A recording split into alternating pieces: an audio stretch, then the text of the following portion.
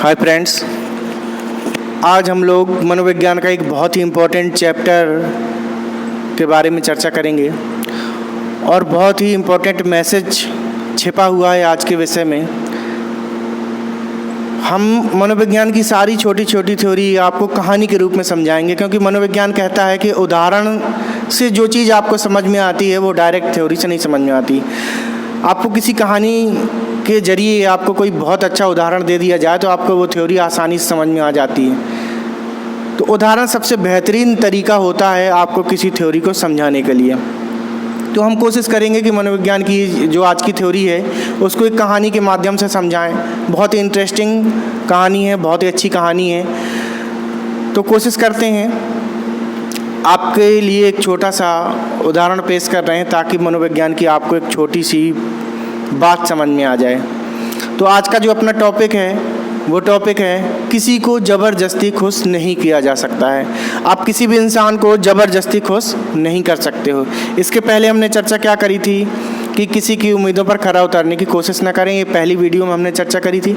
आज की वीडियो में हम चर्चा करेंगे कि किसी को ज़बरदस्ती खुश नहीं किया जा सकता है। और कहानी की वास्तविकता को समझने के लिए, कहानी के वास्तविक उद्देश्य को समझने के लिए, कहानी के लक्ष्य को समझने के लिए कहानी को पूरा सुने, हमारे साथ जुड़े रहें। अगर आप हमारे साथ जुड़े रहेंगे तो मनोविज्ञान की ऐसी ही रोचक कहानियाँ हम आपके लिए लेके आएंगे। और बहुत ही इंटरेस्टिंग चीज़ है ये, अगर आप हमारे साथ ऐसे जुड़े रहेंगे और इन्हीं कहानियों को आप सुनते रहेंगे तो हम आपको मनोविज्ञान की बहुत अच्छी अच्छी ऐसी कहानियाँ सुनाएंगे जो आपका जीवन बदल देंगी। तो हम आपके लिए ऐसी कहानियाँ हमेशा लेके आते हैं जो जीवन को बदल सकती हैं, आपकी लाइफ स्टाइल को बदल देंगी, आपके जीवन को बदल देंगी, आपके सोचने के तरीके को बदल देंगी। आप अभी तक कैसे जीते थे, क्या सोचते थे, वो तरीका आपका सब कुछ बदल जाएगा। यही चीज़ मनोविज्ञान में सिखाई जाती है कि जो ज्ञान आपके पास है उस ज्ञान का सही जगह उपयोग करना। एक जगह सीखे हुए ज्ञान का दूसरी जगह उपयोग करने को ही अधिगम कहते हैं। जब एक जगह ज्ञान सीखा जाए और उसी ज्ञान का दूसरी जगह प्रयोग किया जाए उसी को हम क्या कहते हैं? उसी को अधिगम कहते हैं। अगर आप एक जगह सीखे हुए ज्ञान का दूसरी जगह प्रयोग नहीं कर पा रहे हो तो आप उसको अधिगम नहीं कह सकते हो। और सबसे बड़ी चीज़, जो भी ज्ञान आपके पास है उस ज्ञान का आपको अपनी लाइफ में प्रयोग करना बहुत ज़रूरी है। जो भी ज्ञान आपने सीखा, जो भी शिक्षा आपने ली, अगर आप उस ज्ञान का अपनी लाइफ में प्रयोग नहीं कर पा रहे हैं, रियल लाइफ में कुछ आपका उसके उदाहरण पेश नहीं कर पा रहे हैं, आप उस ज्ञान को फॉलो नहीं करते हैं, तो आपके ऐसी शिक्षा का क्या मतलब है। तो जो भी ज्ञान है उसको लाइफ में फॉलो करिए, उसको प्रैक्टिकल करिए, उसके ऊपर इन्वेंट करिए, उसका विकास करिए उस ज्ञान का, और सीखे हुए ज्ञान का दूसरी जगह प्रयोग करिए, तब आपके ज्ञान का सही मतलब निकल करके आता है। तो चर्चा करते हैं आज के विषय पर कि ज़बरदस्ती किसी को खुश नहीं किया जा सकता है। तो हम एक कहानी बता रहे हैं, दो सहेलियों की कहानी है। दो सहेलियां थीं, दो बचपन की सहेलियां थीं, छोटी सी उम्र से उनकी अच्छी खासी दोस्ती थी। छोटे में दोनों लोग साथ में पढ़े, एक ही विद्यालय में पढ़ते रहे। उसके बाद वो लोग अलग अलग चले गए। हाई स्कूल तक साथ में पढ़े। हाई स्कूल में साथ पढ़ने के बाद एक दूसरे शहर में चली गई और एक दूसरे शहर में चली गई। अलग अलग शहरों में दोनों का निवास हो गया। कई सालों बाद दोनों का अलग अलग अपना काम शुरू हो गया। किसी ने कोई काम शुरू कर दिया, किसी ने कोई काम शुरू कर दिया। तो उनमें से जो एक सहेली थी उन्होंने फूलों की खेती शुरू करी। फूलों के बहुत शौकीन थी वो, और फूलों से बहुत ज़्यादा उनको लगाव था, वृक्षों से लगाव था। खुशबू वाली चीज़ें उन्हें बहुत अच्छी लगती थी, तो उन्होंने अपनी पसंद का व्यापार चुना और उन्होंने फूलों की खेती चालू करी। गुलाब की खेती, चमेली है, और जितने भी सुगंधित फूल हैं, रजनीगंधा के फूल हैं, रात रानी के फूल हैं, वो सारे उन्होंने लगाए। एक बड़ा बगीचा तैयार किया और फूलों की व्यापारी वो बन गईं। उनके यहाँ सारा फूलों का काम होता था।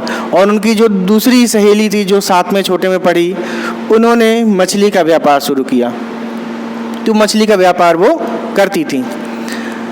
तो जो फूलों वाली सहेली थी, वो एक बार अपने बाग में फूल तोड़ रही थी, तो वहीं पास में मछली वाली सहेली का एक दिन मछली बेचते हुए दूर तक निकल गई और उन्होंने देखा कि ये तो मेरी वही सहेली है जो बचपन में हम लोग साथ में पढ़ते थे, और आज ये फूलों का व्यापार कर रही है और मैं वहीं पर जो है कि मछली बेचने के लिए आई हूँ।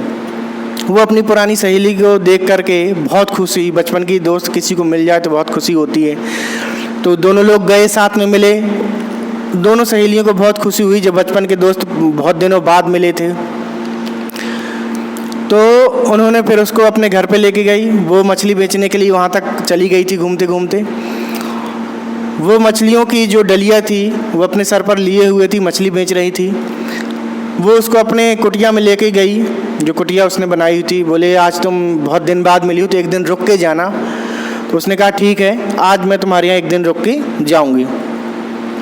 तो वो सहेली उसके यहाँ रुक गई और दोनों लोग दिन भर साथ में बैठे रहे। खूब बढ़िया बातें हुई, खाना पीना खाया, खूब मौज मस्ती करी। बहुत दिनों बाद मिले थे तो पूरा एंजॉय किया। पूरा बगीचा उसने घुमाया अपनी सहेली को। और घूमने के बाद रात में जब सोने का समय आया तो बहुत ही ख़ास सहेली थी। अपनी सहेली के लिए वो कुछ करना चाहती थी। वो चाहती थी कि मेरी सहेली इतनी दिन बाद मिली है तो इसके लिए कुछ अच्छा किया जाए, कमरे को सजा दिया जाए। तो उसने कमरे को बढ़िया साफ़ किया, कमरे को सजा दिया और जो चारपाई उसने उस सहेली के लिए लगाई थी सोने के लिए, उसके नीचे बढ़िया रजनीगंधा के फूलों से भरी हुई टोकरी उसके खटिया के नीचे रख दी, ताकि जब उसकी सहेली सोए तो रात भर उसको अच्छी रजनीगंधा की खुशबू आती रहे। तो पूरे कमरे में खुशबू आती रहे, इसके लिए उसने क्या किया, डलिया में पूरी डलिया भर, एक डलिया पूरे जो है कि फूल रजनीगंधा के भर के रख दिए। अब बात आई सोने की। जैसे ही दोनों लोग सोने लगे तो जो फूलों की व्यापारी थी, जिन्होंने फूलों की खेती चालू करी थी, वो तो आराम से सो गई जब सोने का समय हुआ। लेकिन जो मछली जो बेचने आई थी, जो सहेली जिसने मछली का कारोबार शुरू किया था, उसको नींद नहीं आ रही थी। वो इधर से उधर करवटें बदलने लगी। बहुत देर हो गई करवटें बदलते बदलते, इधर से उधर, इधर से उधर। काफ़ी देर हो गई, बहुत परेशान हो चुकी थी कि उसको नींद नहीं आ रही थी। तो जो उसकी सहेली थी जिसने फूलों का व्यापार शुरू किया था, उसने पूछा कि क्या बात है सहेली, तुम्हें नींद नहीं आ रही है, कोई दिक्कत है, कोई समस्या है, बताओ तो मैं उस समस्या को दूर करूं। बोली समस्या देखो ऐसी है कि ये जो तुमने रजनीगंधा के फूल मेरी खटिया के नीचे रखे हुए हैं, इसको हटा लो। इसकी वजह से मुझे नींद नहीं आ रही है, इसको हटा लो। और जो मेरी मछलियों की टोकरी जो बाहर रखी हुई है उसको मेरी खटिया के नीचे रख दो, क्योंकि जब तक मछलियों की खुशबू मुझे नहीं आती है, जब तक मुझे नींद नहीं आती है। मुझे कई साल हो गए मछली बेचते बेचते, और जब तक मछलियों की खुशबू नहीं आती तो मुझे नींद नहीं आती। मुझे वही मछली रख दो नीचे डलिया, तो मुझे नींद आ जाएगी।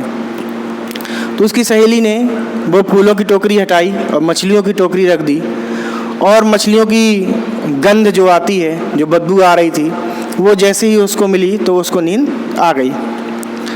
तो आप समझ सकते हैं, जो इंसान शुरू से बदबू में रहने का आदी है, जिसको खुशबू पसंद नहीं है, जिसने खुशबू कभी ली नहीं, जिसने हमेशा गंदगी में रहा, और जो इंसान आदी हो चुका है बुराइयों का, गलत रास्ते का, उसको ज़बरदस्ती आप खुश नहीं कर सकते। सीधी सी बात है, जो इस इंसान की आदत हो गई है दुखी रहने की, जिस इंसान की आदत दुखी रहने की हो गई है, उसको आप ज़बरदस्ती खुश नहीं कर सकते। कहानी में सिर्फ इतना मैसेज छुपा हुआ है। जिसको मछलियों की बदबू पसंद है, उसको रजनीगंधा के फूलों की महक अच्छी नहीं लगती है, और आप ज़बरदस्ती उनको रजनीगंधा के फूलों की महक से खुश नहीं कर